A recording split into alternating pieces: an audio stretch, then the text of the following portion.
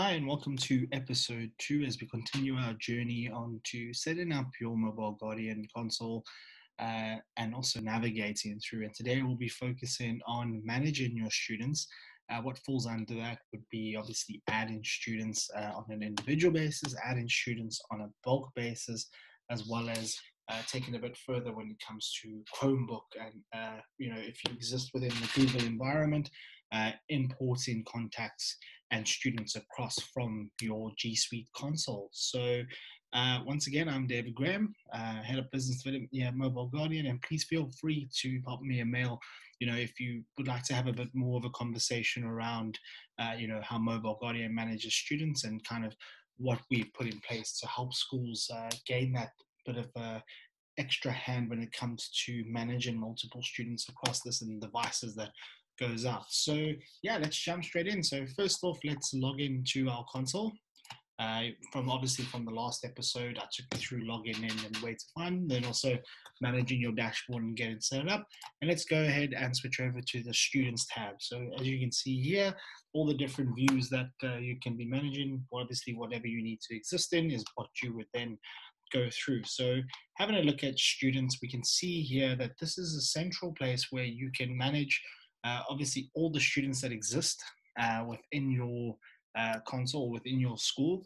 And it's a nice central way to obviously see, what devices are assigned to what students, any school related tags, if they're in a grade or if they're in year 7E or year 7B and they have different curriculums or something like that, you're able to get a nice overview of this within this view. I think what's great about Mobile Guardian in this sense as well is that we give the option of uploading your contacts in multiple ways, and obviously it's entirely up to you.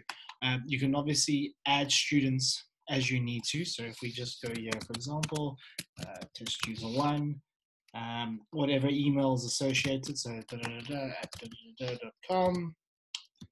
And then over here, obviously you can specify if you've set up your grades. You can then add this contact directly to it, any specific tags that you might need to, and then assign the user to a device on this view, hit save, and the user will then obviously exist within this view, and you'll be able to continue on. Doing that for 500 users is not possible. You can, but I don't think you'd be a very happy chappy by the end of it. And then obviously we have ways that you can handle a mass upload. So the first one being is using a CSV file and importing your user list into Mobile Guardian, and you can do that via a CSV file. We've done the sample template here, so if you download it, you're able to then just copy and paste your user list into that, and then just go ahead, select it, upload it, and your contacts will then all exist within this view, and you'll be able to see them, which is a nice way to get them going across. I think what's more relevant here, and in most cases, what you're going to find is schools either have the schools that we deal with have specific setups. So, for example, you might have your Apple School Manager already set up, and you can use that to sync it across. So once you've created a connection between Mobile Guardian and your Apple School Manager or configured it to, you're able to then sync your user list across. If you're using Active Directory or some kind of AD sync, you're able to bring your users across. And then even with Chromebooks and Android, you're able to use your Google account. So your Google console, if your school's set up via Google for Education, you're actually able to sync over OUs and specific OUs. So you can see it because I'm synced up with Chromebook on my end in my portal. I have access to all of our test demo OUs that I can use to bring across. You would then just select and then sync these users across, and within a matter of seconds, longest a minute, all your students will exist, as well as any relation to devices will pull through from your Google console and apply it across. So it's it's a very powerful way to manage multiple students across multiple devices and get that snapshot. In the previous episode, we spoke about that high level overview in the dashboard where you can see what users are doing and what students are doing.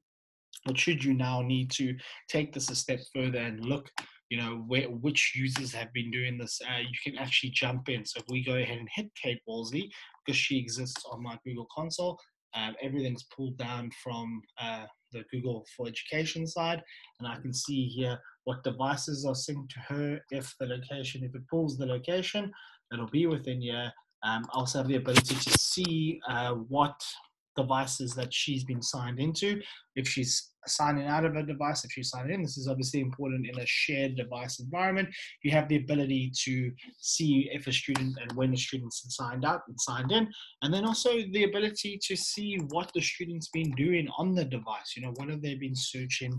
What, have they been using the device in a safe way? So you're able to have a look at, should an incident occur, you have the ability, just wait for this, you have the ability to track back and actually go have a look at the student as opposed to looking at a specific device. So we can see here, for example, what Kate was visiting. If there was anything appropriate in here, it would come up as a block, and I'm just trying to get this to change. It'll come up as a block. The demo gods aren't being nice, but I'm sure if we go here, you'll see that it'll block anything over here. So for example, Playboy, it blocked it in the pornography category, and it shows you when it was done and how it was done. So if any action is required, you have this reference point. I think what's great is you can also message the students. So from an IT admin point of view, perhaps you need to do a check on the device, it's reporting an issue. You can pop a message down to the device, please visit the IT department ASAP. And my spelling is wonderful. I said IT department, and you can push this down to the device, and the student will receive a message on their end that will alert them to please come and visit the IT department, and they can then come through. So that is our student section in a nutshell. Once again, a great way just to manage the students within your environment and ensure that students are correctly assigned to devices, that the correct profiles are applying, and you're able to see this via this view here. So yeah, great tool, very, very, very effective way to manage multiple students. And yeah, let's see what, I thank you for joining us on episode 2 of Managing Students as we continue on this journey of our little instructional videos.